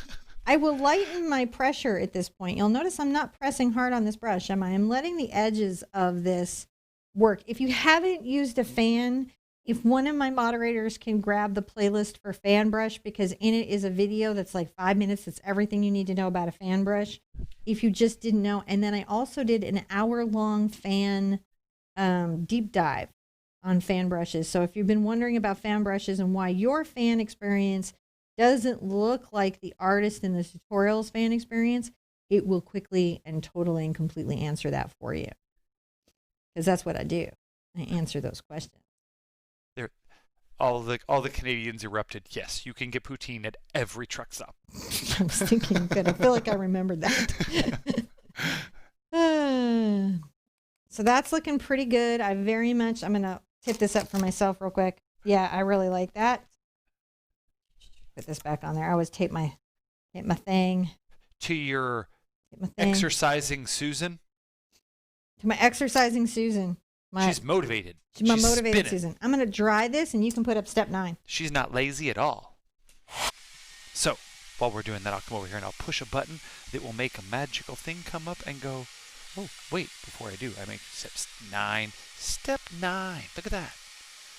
We can have 9 steps. Maybe there's more steps. Who knows? All right. Now we want to put in some birds. And I want this one to be perched here. So I'm going to draw a little head, a little bit of an oval circle. If you don't enjoy drawing, you can just do the traceable.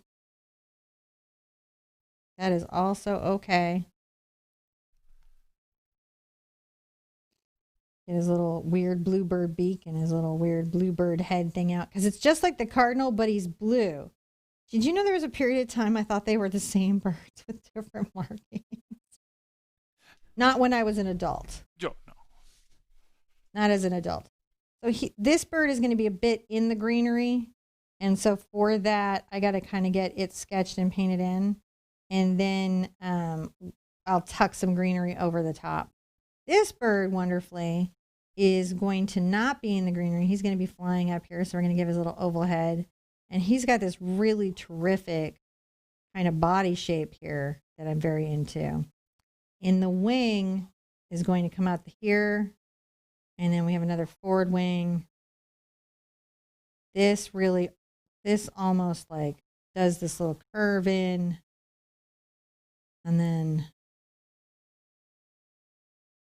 paying attention to his shapes. And again, he's got a weird shape. So if you're not feeling comfortable with it, just use the traceable. I'm going to paint him in, but just feel like you could use the traceable if you wanted to. I'm going to go back into a number 4 round, and I'm going to get a little of my phthalo blue and Mars black. Just a little bit, and just sort of paint them all in for a second. Just give them the base color. Yeah, just a starting place, because I've just got to start somewhere. And why not start with the blue? Why not start with the blue? You could start with another color. I just want to start with the blue. Well, they are blue jays, so that probably would be helpful to start with blue. It can be. Sometimes it's the wrong way to go, but in this particular case, I think it is the right way to go. And again, we're going to have a lot of this bird covered with greenery. So just, bear that in mind.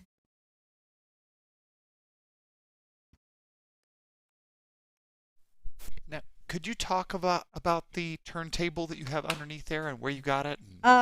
This is from Walmart. This is the Pioneer Woman round table. It's like one of the turning round tables, and I really do quite like it. I have several of them. And actually, I really like it to work at a table, because sometimes if you don't have your stuff up on an easel, like I don't, because that wouldn't work for me if you're working flat at all, it lets me see the painting from a different angle. And that's really important for me, to be able to see the painting from a different angle. So that you can kind of see, oh, did I get it right? Or like, ooh, man, I missed that by about a mile. The fireplace is kicking out some heat. You feeling better? Yeah, it's a. I'm gonna just come in here and make sure I capture some of those little wing bits.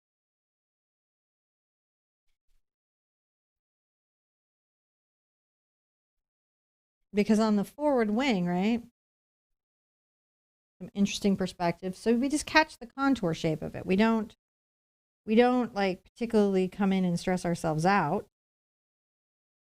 There's no point in that. Capturing that. And this, and then this kind of comes forward. So I know I'm going to have that.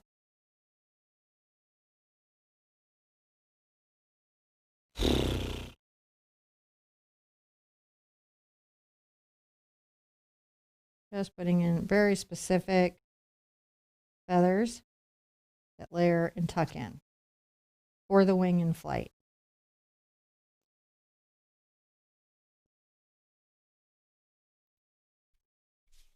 Just capturing the gesture of the bird here. That's just sort of the shape that his body and movement are making. You capture the gesture, a lot of times everything else will come together. A little bit of a tail here.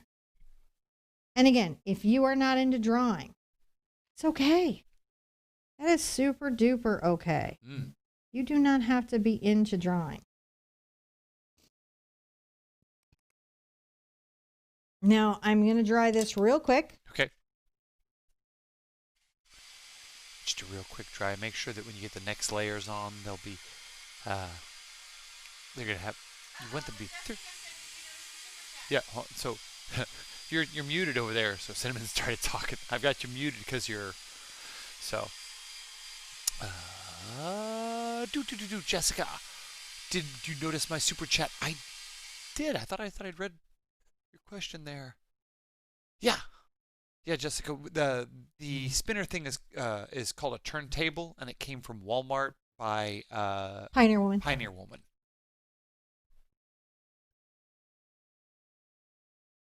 Can we make this any size? Correct? Larger or smaller? Yeah. The nice thing about the squares is they resize pretty well. I'm going to take a little of my titanium white and some of my burnt sienna here.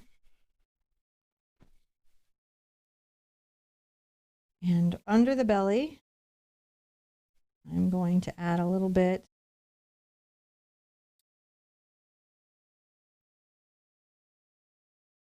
of that. Also, a little bit tends to come back into that part of the bird, so we're just starting to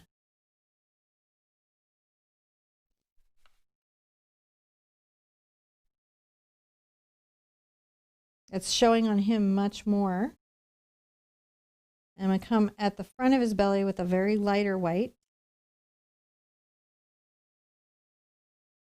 For a couple of reasons. The lighter white is because, you know, candle and getting a little bit of shape, and we can always,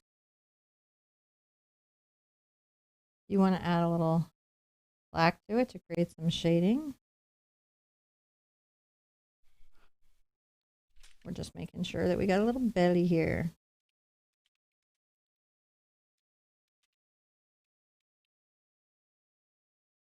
Rinse out a bit. Rinse out a bit. Now, my next layer is going to be my ultramarine and titanium white. And that's going to come right here. Become a little bit up the face.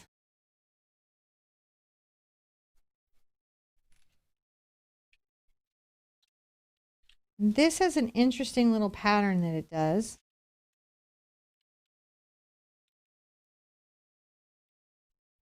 And then maybe a little bit here.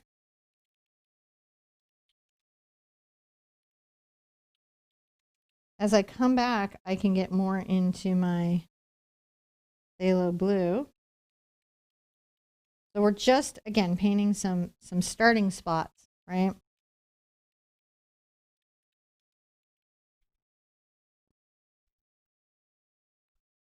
And then some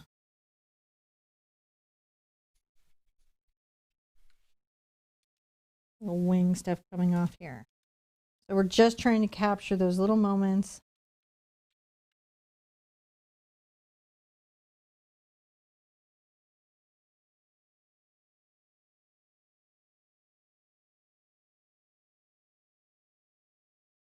And again, don't get too wound up on this part of him because we're going to be adding greenery around him, and more.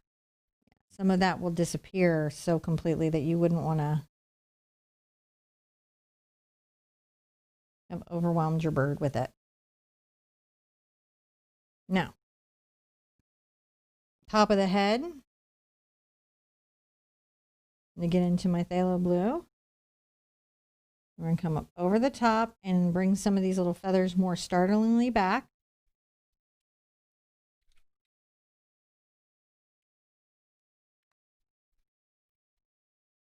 Maybe a little more ultramarine and white, but lighter.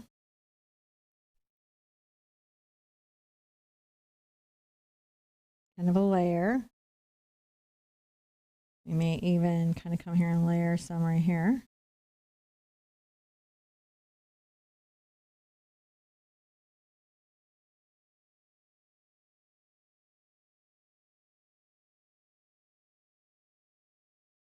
Getting that painted in. Now we need some black. All right. We need some black, because he's got some very distinctive black markings. So I'm going to say there's a little bit that comes up. And of course there is a very important little strip that will eventually be the eye. A little under here and a bit at the neck.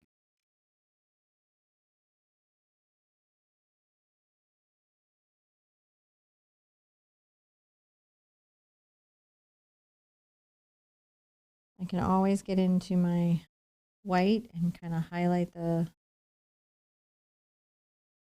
his little beak.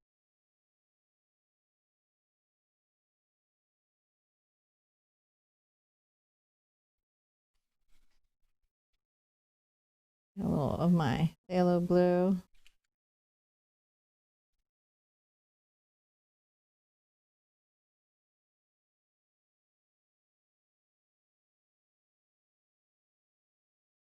And then you can even get into your green with your phthalo blue and a lot of white and kind of get some of these more bright feathers. You can see these, they're coming through here.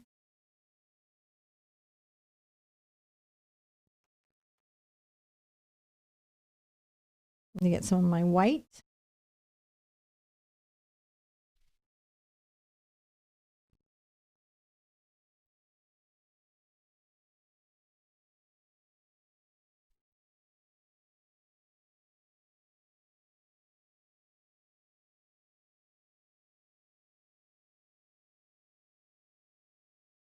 a little bit of those markings there, kind of showing what kind of bird he is. And let's put a few of the black markings. Now, if you're doing the blue jays with me on the twigs, those are a little more close up and a little more detail oriented than these blue jays. There isn't like a right or wrong of that. You just want to capture kind of like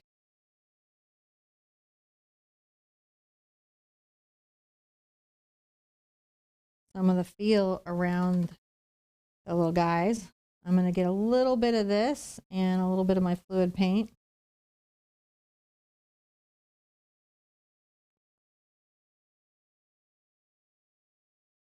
I'm going to actually need to get into my detail brush.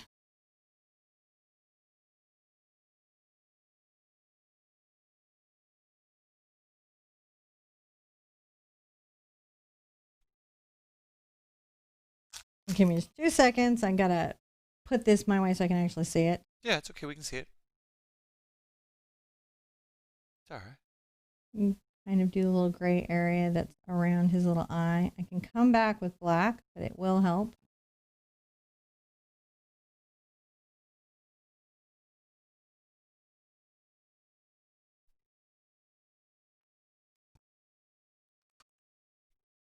I'm going to put out some fluid black and fluid white. All right.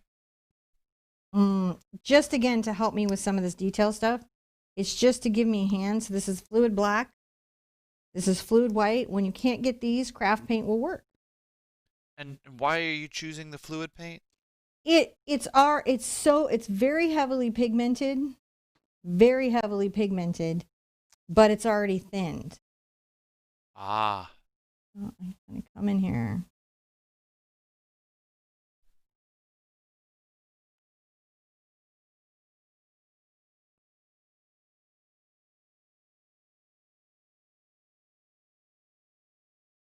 Just painting a little dark area. This is a bit fussy. Probably one of the fussier moments that you're going to be dealing with. Right? And that's okay. Fussy happens. Fussy happens. It does. It actually, fussy happens a lot. We're going to take a little bit of our fluid and also make sure that we've got a nice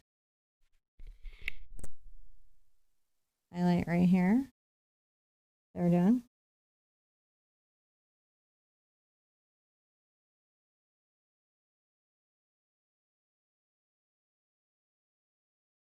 Those little bird details. Those little bird details are the details. All right, I'm going to come in and I'm going to get a little tiny, tiny, tiny spot for a reflection. That's him. Woo! All right, coffee. Good job. Oh, whatever you heated it, it's done now. Now, was that step 9? Let's call that step 9. We'll call that Bluejay 1 and Bluejay 2 because it might be like, it's a lot. So we'll do, it'd be step 9 for the next Bluejay? Yeah, I think so. Step 9 for the next Bluejay. So we're still, is it still 9ing? Or we need to move on to the next step? I don't know. What step were we on? I think we were on 9. We could call this Bluejay 9 and this Bluejay okay, 10. We'll call that and then we'll call that Bluejay 10. Yeah, we could do that. Okay. 10. Bluejay 10. So let's come in and take care of Bluejay 10. So we're going to bring in a little black here. Just really want to be able to see the beak. I will get a bit of this worked out and then come back with my details. So I'm back into my number 4 and similar stuff. If it's the ultramarine, right? We've got a little ultramarine here. So we'll make a nice light ultramarine. Little mix here. And around his eye and chin.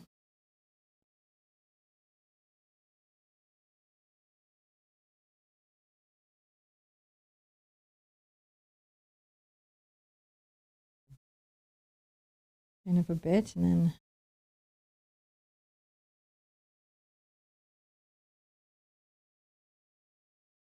bring a little more blue into it.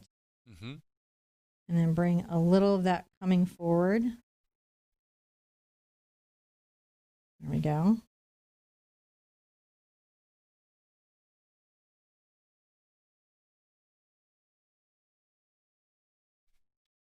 Little highlight. Take your time. Number 4, take your time. Now I'm going to get a lot more white on that. The wings are almost gray, so I'll add a little black to there. But they have this nice little bit of blue.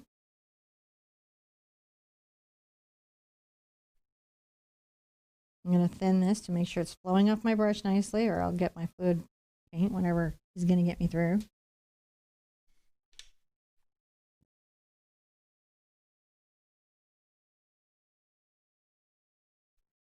You know, it's really fun to sort of take that. And then as I come forward, I may tip these a bit more.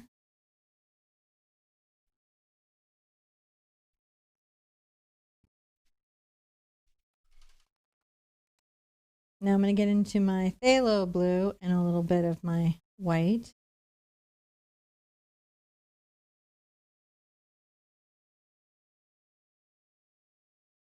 Make sure that I've got a nice little turquoise kind of layer going.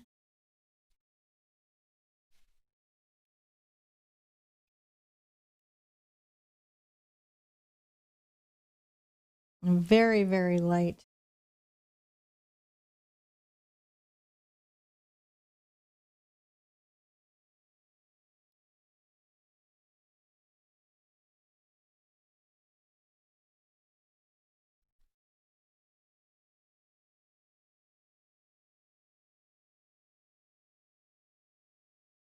You know, my paint at this point is skinning a little bit, but I just don't want to put it out first, so I'm just like kind of powering through. Now, you've got a few traceables on your website for yes, birds. I do. I do. Specifically on birds. I have many bird traceables. Are they having trouble finding the traceable? No, someone was just commenting on that. Yes, I like to paint birds. If you wanted some birds, there's bird traceables. Yeah, lots and lots of bird traceables. And we're just tipping these in white. Tip them in white and tip that in white.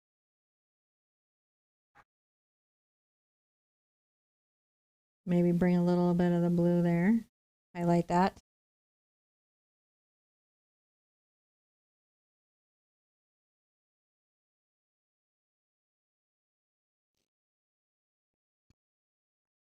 Let's get into the turquoise again, and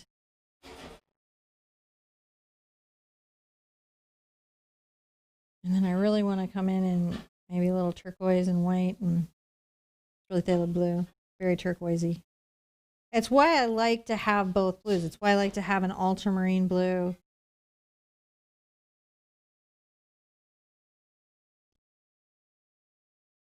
Get that crazy forward wing working.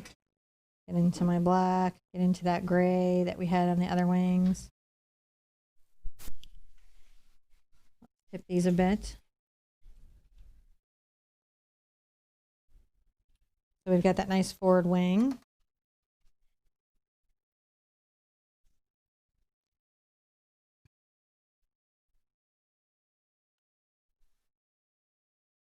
And if I need to, I'll come back with a little bit of this white again. We're putting that in. Mm-hmm. So we really are able to capture his wing and the flight and all of that much more than you might necessarily think.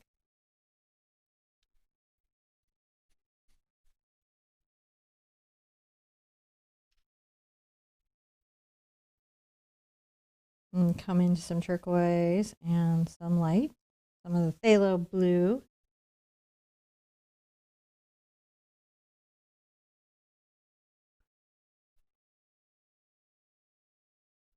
Wow, Daniela's she's from Argentina. Hi, Argentina. Oh, Amy says, gasp. Remember when we were talking about snow and glitter? The snow falling right now is so pretty and the fakes are big and flat. Just, I did not know that snow came in a glitter. Didn't know it. Wasn't aware. Now I know. I'm pretty excited about it. Adding that little black line there, kind of comes back here.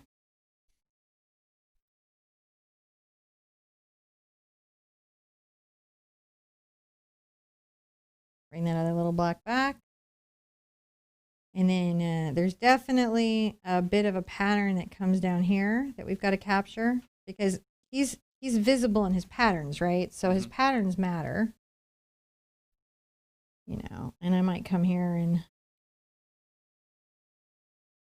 talk about some of those black patterns as well.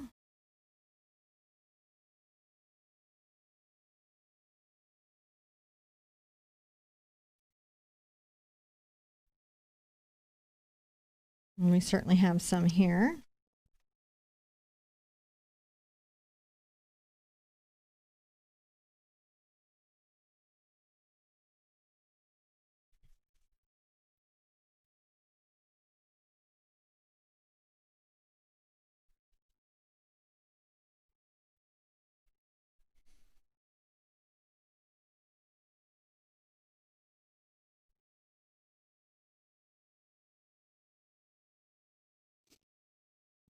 Get some highlights on that wing. And now I'm going to get into my detail.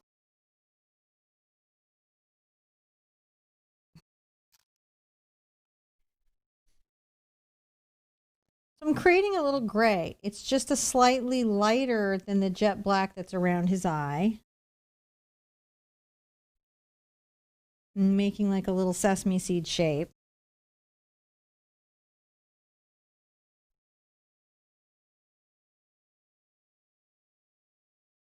And kind of come up on the beak. Maybe the top of the beak has a bit of a highlight. Bottom a little less. We're actually wrapping up pretty quick, guys. I can like see. Not too long from now. So it's a big project, but it was a really beautiful one. Got to do some berries in the bushes. We got berries in the bushes and all that. And finish putting this other little blue jay into the background, of course.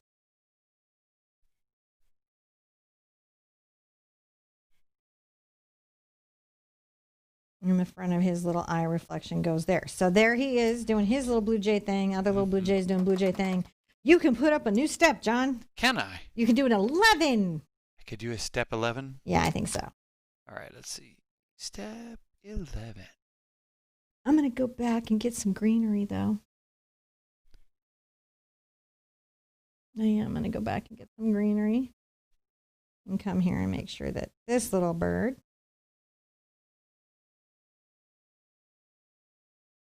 tucked into this. Okay. Tucking it in. That made Just a big tucking. difference. Yeah. Now I'm going to put out a little more burnt sienna. If I find it. Just a little more, a lot of things. And I'm going to put out, I've got my red, I'm going to put out some quinacridone with my mouth full.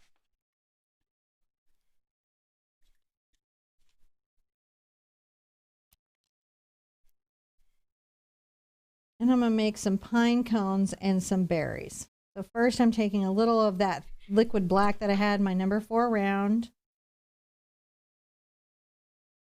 And I'm going to come here and add something that could be a little pine coney. When you first do it, it's just the overall shape of the pine cone. So it's not fantastically detailed. But as you tile them in and add the highlights, they will suddenly appear. And that's pretty fun stuff, I have to say. I like a good distribution of pine cones. Yep. Scattered about. Scattered about? Yes, I do. My references never have enough. So I'm going to want to put a few through here.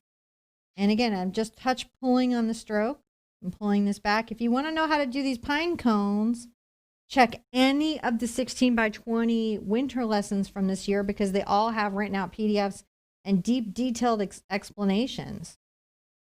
The horse being the last one that did, you know? And so those are really good to have around.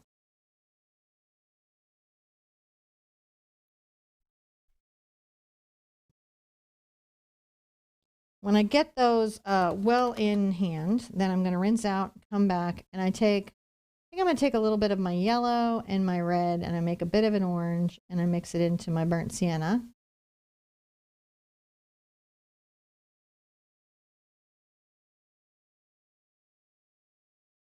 It's still burnt sienna, but it's just brighter.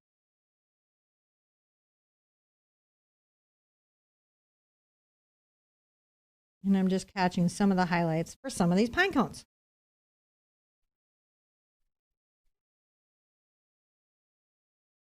See how we're just layering them in? I do. Just need some shadows.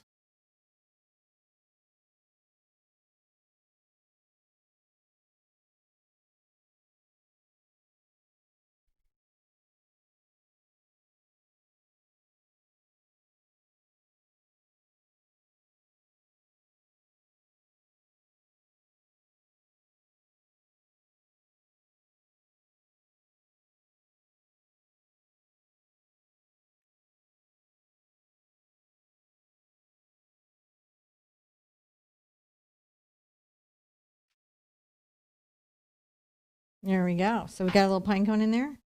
We have that much pine cone in there. We're going to get a little bit more yellow.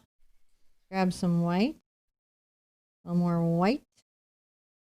Let's add one last pine cone highlight on some of these. These are real delicate little pine cone highlights. They just will help even more define some of the pine coney shapes.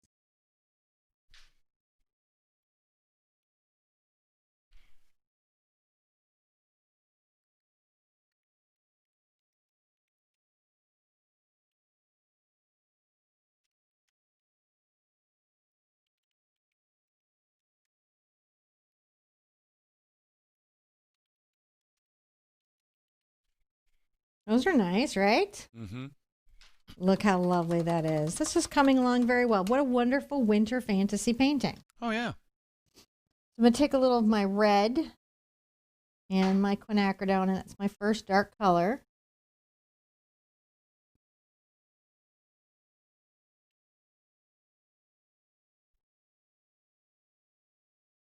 Oh.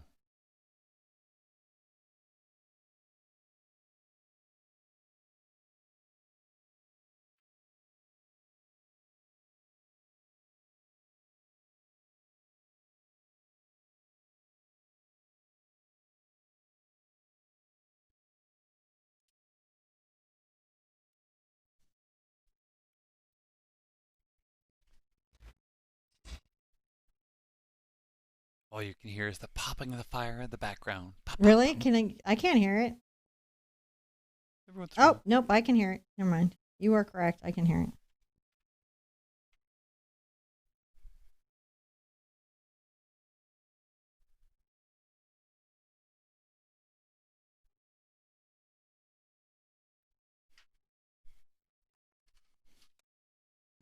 I'm also going to come in and take a little bit of my dark. I may even this time add a little blue to it.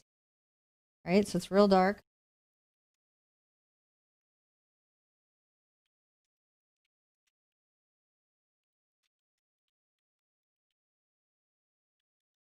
Little clusters of berries.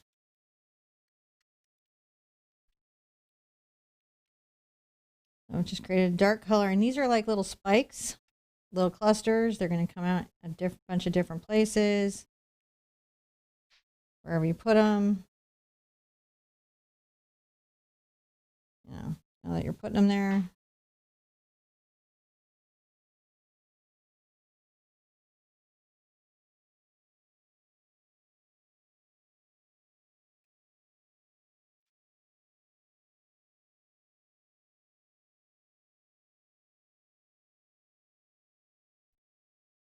Okay. Rinse, rinse, rinse, rinse, rinse, rinse. Rinse, rinse, rinse. A little bit of my yellow. My cad red, and then I'm going to come back in, maybe a little more cad red, and let's kind of come up and Wow, that just makes them pop right off the screen. grab the top of these. Pops like fire.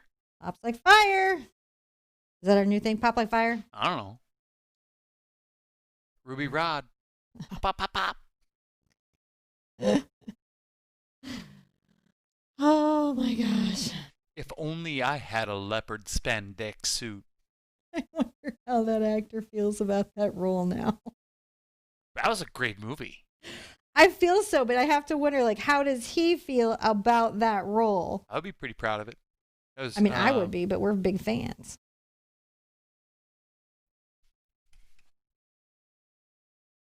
So when I have that there, I can come back with a little bit of my yellow and red. Yeah, Chris Tucker. Chris Tucker, yeah. That's what I thought. I just want to make sure I was like, no. I Googled it before I spoke out. Because I wanted to make sure I was right. Make sure what you're saying is true. Yeah.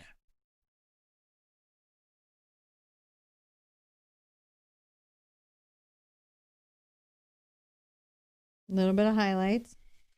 Do the ball. He was. That was a few years ago that we did that Fifth Element happened. Yeah. I don't know if Chris would do the spandex suit anymore. You know what? Given what's happening to Boba Fett on Mandalorian, I'm going to say maybe not. I'm going to tap the berries out. So these are just little taps.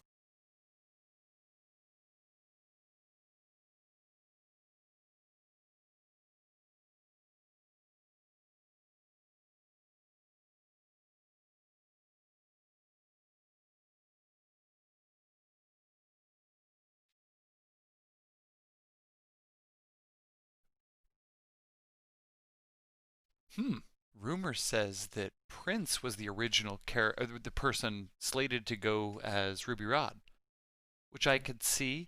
But I could see it, but I really loved. I'm glad Chris Tucker took the role. Yeah, that was a good casting. Yeah. Why did Prince pass? I don't know. But you know what? I wonder, like, people who passed on Game of Thrones, how they felt about that, like, through the whole journey. Like, at first were they bummed, and then eventually they're, like, glad. They're like, oh, close call. Or were they like, man, I could have been Jon Snow. I don't know. I think that was probably a wind train all around. Like, everybody who touched that probably was like, I did good by that show. Yeah, well, I see those actors, like, all pretty consistently. Yeah. Different places. Doesn't seem to have hurt anybody's now, career. when I get that done, I come back just with this number 4. I'm going to load with a little bit of white. Doot, doot.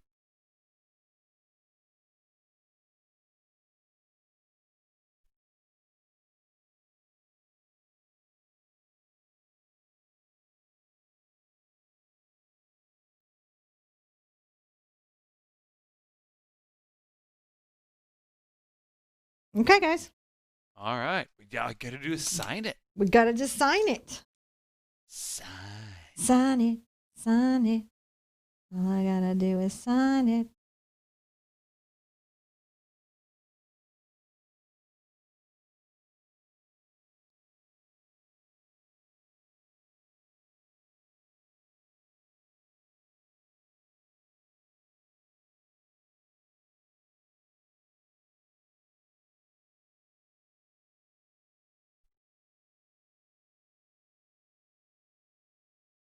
Wow. Little Sherpa signature in the bottom. Now, I really like this one. There are some requests for this to be on a mug. Oh, So, really? Yeah, I'm gonna run over and do some setup and see if I can get that up there. I don't like that signature at all. I want to say thank you to everybody who supported us today in Super Chat, and for everyone who's a patron, and for, gosh, all you guys who hung out with us today and chat and taking the time to make comments and giving us little thumbs up. Man, I'm going to fix my signature. Fix it. I don't like it. Do it. It made me mad. I'm hanging out with everybody here for a bit. All right. Do you have bird feeders out on your property? We do. We do. But what we found out is they're bear feeders. All right, let me dry that. So what happens is that so my mom loads them up with these pre-baked kind of like they're little like they're like granola bars, but for birds. And the bears seem to think that those are mighty fine granola bars. So they come over and they smack them right out of the little cages.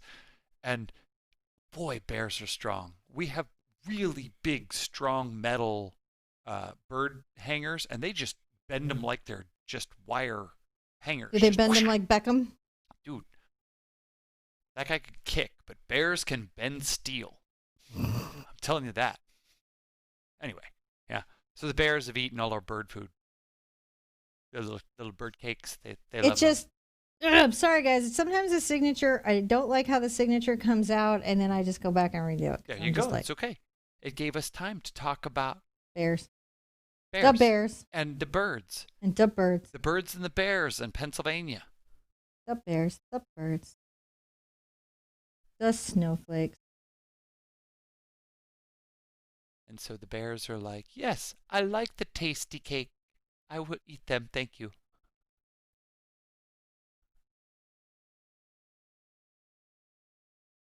There we go. I like that better. That's much better. All right. Happy signature. I like the signature. And then you know what you forgot to do? Was what? the final? Maybe we did the final steps. There was like it was just that was the last step. Oh, okay. Yeah. We just stepped on out. All the rest of the decor, like the pine cones, the berries, and the ornaments, were all one step. It's a decor step. Is the decor step. But look, I taught you icicles. You did. Do you like that you did this whole painting to learn icicles? Icicle. That was good. Icicles. I like probably next time should just teach you how to paint an icicle, but I did icicles. Ooh. Yaman says it's 2:30 a.m. in Myanmar. Wow. Wow. That's just sort of north of Thailand. That is crazy. Well, listen, guys, it's so good to see you today. I really enjoyed spending this time with you. It was a lot of fun, and I'm glad I got to teach you icicles in the most roundabout way possible, and some like loose little blue jays and some greenery. It's a whole little fun painting. If you're out there in the glitter snow, enjoy that so much. Stay warm, stay safe, be good to yourself, be good to each other, and I want to see you at an easel really soon. Bye-bye.